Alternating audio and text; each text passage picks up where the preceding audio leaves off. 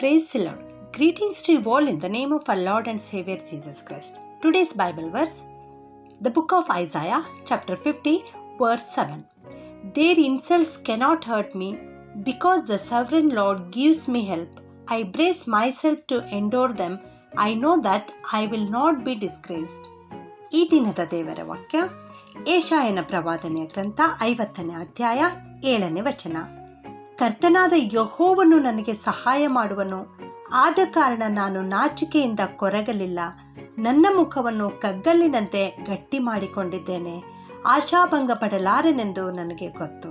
ಇಲ್ಲಿ ನಮ್ಮ ಕರ್ತನು ನನಗೆ ಖಂಡಿತವಾಗಿಯೂ ಸಹಾಯ ಮಾಡುತ್ತಾನೆ, ಆದುದರಿಂದ ನಾನು ನಾಚಿಕೆಯಿಂದ ಕೊರಗಲಿಲ್ಲ. ನನ್ನ ಮುಖವನ್ನು ಕಗ್ಗಲ್ಲಿನಂತೆ ಗಟ್ಟಿ ಮಾಡಿಕೊಂಡಿದ್ದೇನೆ, ಆಶಾಭಂಗ ಪಡಲಾರೆನು ಎಂದು. ಹೌದು, ಇಂಥ ಒಂದು ಭರವಸೆ ನಮ್ಮಲ್ಲಿಯೂ ಬರಬೇಕು ಪ್ರಿಯರೇ. ನಮ್ಮ ಕರ್ತನಾದ ದೇವರು ಯಾವಾಗಲೂ ನಮ್ಮ ಜೊತೆಗಿದ್ದು ನಮ್ಮನ್ನು ನಡೆಸುವಾತನಾಗಿದ್ದಾನೆ. ಇದಕ್ಕೆ ಆಧಾರವಾಗಿ ನಾವು ಯೋಹಾನನು ಬರೆದ ಸುವಾರ್ತೆ 18ನೇ ಅಧ್ಯಾಯ 12ನೇ ವಚನದಲ್ಲಿ ನಾವು ನೋಡ್ತೇವೆ. ಆ ಸಮಯದಲ್ಲಿ ಯೇಸು ಸ್ವಾಮಿಯನ್ನು ಸಿಪಾಯಿಗಳ ದಂಡು, ಸಹಸ್ರಾಧಿಪತಿ ಮತ್ತು ಯಹೂದ್ಯರ ಓಲೇಕಾರರು ಇವರೆಲ್ಲರೂ ಸೇರಿ ಯೇಸುವನ್ನು ಹಿಡಿದುಕೊಂಡು ಕಟ್ಟಿ ಮೊದಲು ಅನ್ನನ ಬಳಿಗೆ ಕರೆದುಕೊಂಡು ಹೋಗುತ್ತಾರೆ. ಇವನು ಯಾರೆಂದರೆ ಮಹಾಯಾಜಕನಾಗಿರುವ ಕಾಯಫನ ಮಾವನಾಗಿದ್ದನು. ಯೋಹಾನ 11:50 ನೋಡುತ್ತೇವೆ, ಯೇಸು ಸ್ವಾಮಿಯು ಸತ್ತಿರ್ತಕ್ಕಂಥ ಲಾಜರ್ನನ್ನು ಎಬ್ಬಿಸಿದಾಗ ಈ ಮನುಷ್ಯನು ಅನೇಕ ಸೂಚಕ ಕಾರ್ಯಗಳನ್ನು ಮಾಡ್ತಾ ಇದ್ದಾನಲ್ಲ, ನಾವು ಹೀಗೆ ಬಿಟ್ಟು ಬಿಟ್ಟರೆ ಎಲ್ಲರೂ ಇವನನ್ನು ನಂಬಬಹುದು ಎಂಬುದಾಗಿ ಅವರು ಚಿಂತಿತರಾಗುತ್ತಾರೆ. ಏನು ಮಾಡುವುದು ಎಂಬುದಾಗಿ ತಿಳಿಯದೆ ಹೋದಾಗ ಆ ವರ್ಷದ ಮಹಾಯಾಜಕನಾಗಿರ್ತಕ್ಕಂಥ ಈ ಕಾಯಫನು ಈ ರೀತಿ ಅವರಿಗೆ ಆಲೋಚನೆ ಕೊಡ್ತಾನೆ. ಏನೆಂದರೆ, ಒಬ್ಬ ಮನುಷ್ಯನು ಜನಕ್ಕೋಸ್ಕರ ಸಾಯುವುದು ಹಿತಕರ ಎಂಬುದಾಗಿ. ಹೌದು, ಅವನು ಈ ರೀತಿ ದೈವ ಪ್ರೇರಣೆಯಿಂದ ಮಾತಾಡಿದ್ದನು. ಯೇಸು ಸ್ವಾಮಿಯನ್ನು 2 ವಿಷಯಗಳ ಕುರಿತು ವಿಚಾರಣೆ ಮಾಡುತ್ತಾರೆ. ಒಂದು ಶಿಷ್ಯರ ವಿಷಯವಾಗಿ ಮತ್ತು ಇನ್ನೊಂದು ಯೇಸು ಸ್ವಾಮಿ ಬೋಧನೆ ಮಾಡಿರ್ತಕ್ಕಂಥ ಆ ಉಪದೇಶದ ವಿಷಯವಾಗಿ ಯೇಸು ಸ್ವಾಮಿಗೆ ವಿಚಾರಣೆ ಮಾಡ್ತಾರೆ. ಆಗ ಸ್ವಾಮಿ ಅವರು ಈ ರೀತಿ ಉತ್ತರ ಕೊಡ್ತಾರೆ, ನಾನು ಧಾರಾಳವಾಗಿ ಲೋಕದ ಮುಂದೆ ಮಾತಾಡಿದ್ದೇನೆ, ಯಹೂದ್ಯರೆಲ್ಲ ಕೂಡುವಂಥ ಸಭಾಮಂದಿರದಲ್ಲಿ ಮಾತಾಡಿದ್ದೇನೆ, ದೇವಾಲಯದಲ್ಲಿ ಮಾತನಾಡಿದ್ದೇನೆ, ಯಾವುದೂ ನಾನು ಮರೆಯಾಗಿ ಮಾತಾಡಿಲ್ಲ. ಇವತ್ತು ಯಾಕೆ ನನ್ನನ್ನು ವಿಚಾರಿಸುತ್ತೀರಿ? ಏನು ಮಾತಾಡಿದ್ದೇನೆ ಅದನ್ನು ಇಲ್ಲಿ ಕೇಳಿದವರಲ್ಲಿ ವಿಚಾರಿಸಿರಿ, ಅವರಿಗೆ ಈ ಎಲ್ಲ ವಿಷಯ ಗೊತ್ತಿದೆ ಎಂಬುದಾಗಿ ಉತ್ತರ ಕೊಡುತ್ತಾರೆ.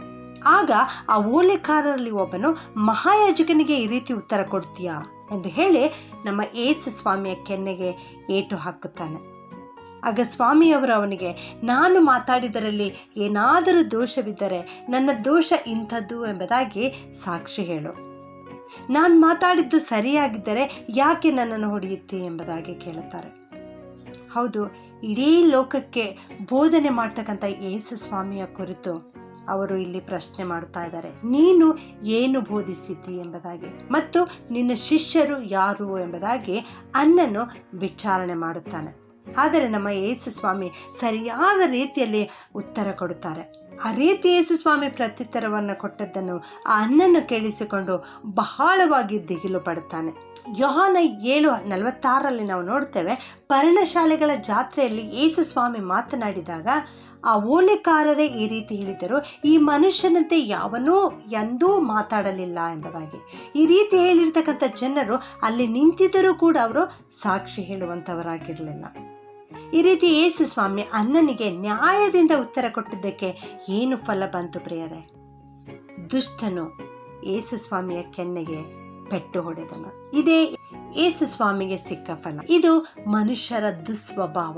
ಮನುಷ್ಯರು ಈ ರೀತಿ ಮಾಡುವಂಥವರಾಗಿದ್ದಾರೆ, ಹಾಗೆ ಮಾಡುವಂಥ ಜನರಾಗಿದ್ದಾರೆ, ಪ್ರೀತಿ ಇಲ್ಲದ ಜನರಾಗಿದ್ದಾರೆ.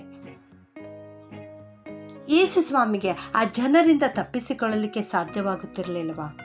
ಮೊದಲನೇ ಅರಸು 13:4 ನಾವು ನೋಡ್ತೇವೆ, ಅರಸನಾದ ಯಾರೊಬ್ಬಾಮನು ಯಜ್ಞವೇದಿಯ ಮೆಟ್ಟಲುಗಳನ್ನು ಹತ್ತಿ ಯಜ್ಞವರ್ಪಿಸಲು ಪ್ರಯತ್ನಿಸುತ್ತಿರುವಾಗ ಒಬ್ಬ ಪ್ರವಾದಿ ಆ ರೀತಿ ನೀನು ಮಾಡಬೇಡ ಎಂಬುದಾಗಿ ಹೇಳಿದಾಗ ಅರಸನು ಕೈಯನ್ನು ಮುಂದೆ ಚಾಚಿ ಆ ಪ್ರವಾದಿಯನ್ನು ಹಿಡಿಯಿರಿ ಎಂಬುದಾಗಿ ಹೇಳ್ತಾನೆ.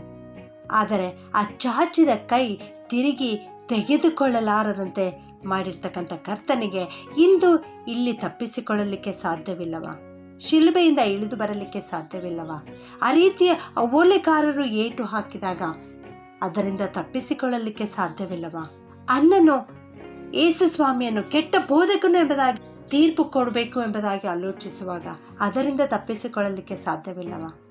ನಮ್ಮ ಕರ್ತನಿಂದ ಎಲ್ಲವೂ ಸಾಧ್ಯ ಪ್ರಿಯರೇ. ಆದರೆ ನಮ್ಮ ಕರ್ತನು ಇಲ್ಲಿ ನ್ಯಾಯ ತೀರಿಸಲಿಕ್ಕೆ ಬಂದಿಲ್ಲ. ನಮ್ಮ ಕರ್ತನು ರಕ್ಷಿಸಲಿಕ್ಕೆ ಮೆಸ್ಸಿಯನಾಗಿ ಈ ಲೋಕಕ್ಕೆ ಬಂದಿದ್ದಾರೆ. ಆ ರೀತಿ ಅಂದು ಮಾಡಿರಲಿಲ್ಲವಾದರೆ ನನಗೆ ನಿನಗೆ ರಕ್ಷಣೆ ಸಿಗುತ್ತಿರಲಿಲ್ಲ ಪ್ರಿಯರೇ.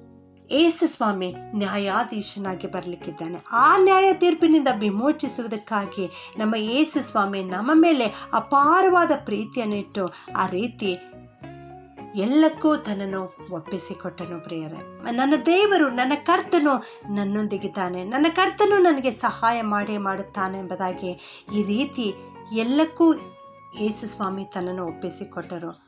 ನಾಚಿಕೆಯಿಂದ ಕೊರಗಲಿಲ್ಲ. ತನ್ನ ಮುಖವನ್ನು ಕಗ್ಗಲ್ಲಿನಂತೆ ಗಟ್ಟಿ ಮಾಡಿಕೊಂಡಿದ್ದರು. ಆಶಾಭಂಗ ಪಡಲಾರೆನು, ನನ್ನ ದೇವರು ನನ್ನೊಂದಿಗೆ ಇರುತ್ತಾನೆ ಎಂಬ ಭರವಸೆ ಯೇಸು ಸ್ವಾಮಿಯಲ್ಲಿ ಇತ್ತು ಪ್ರಿಯರೇ. ನಿನ್ನ ಮೇಲಿನ ಪ್ರೀತಿಯಿಂದಾಗಿ ಯೇಸು ಸ್ವಾಮಿ ಈ ರೀತಿ ತನ್ನನ್ನು ಒಪ್ಪಿಸಿಕೊಟ್ಟರು. ಪ್ರಾರ್ಥನೆ ಮಾಡಿಕೊಳ್ಳೋಣ. ಶಾಂತ ಗುಣವುಳ್ಳಂಥ ನಮ್ಮ ಪ್ರೀತಿಯ ಪರಲೋಕದ ತಂದೆಯಾದ ದೇವರೇ, ನಿನಗೆ ಸ್ತೋತ್ರ ಸ್ವಾಮಿ. ನಮಗಾಗಿಯೇ ನೀವು ಇಷ್ಟೊಂದು ನಿಂದೆಗಳನ್ನು, ಪೆಟ್ಟುಗಳನ್ನು ತಾಳ್ಮೆಯಿಂದ ಸಹಿಸಿಕೊಂಡಿದ್ದೀರಿ ಕರ್ತನೆ. ನಿನಗೆ ಸ್ತೋತ್ರಪ್ಪ.